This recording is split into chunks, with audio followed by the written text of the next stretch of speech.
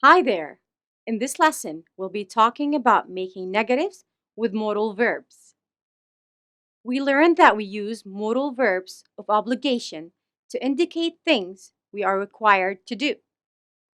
But what if we want to make negative statements to express obligation? How does that work?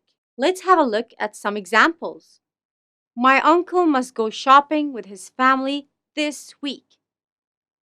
Hamza has to take the bus home. We can also use these modal verbs in a negative form to show when no obligation is required. Let's look at the positive and negative form of the modals. In the positive, have to.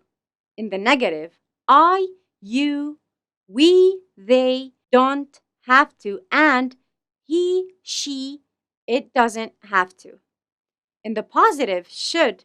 In the negative, should not. And the contraction form shouldn't. Now look at these examples. My uncle must not go shopping with his family this week. Hamza doesn't have to take the bus home. Can you make more sentences of your own? Think about obligations you have towards school. We mustn't talk in the library. We shouldn't be late to class. We have to study every day. We should wear our uniform every day. Now, can you complete the exercise? Complete each sentence by choosing the best negative modal option from the drop-down menu.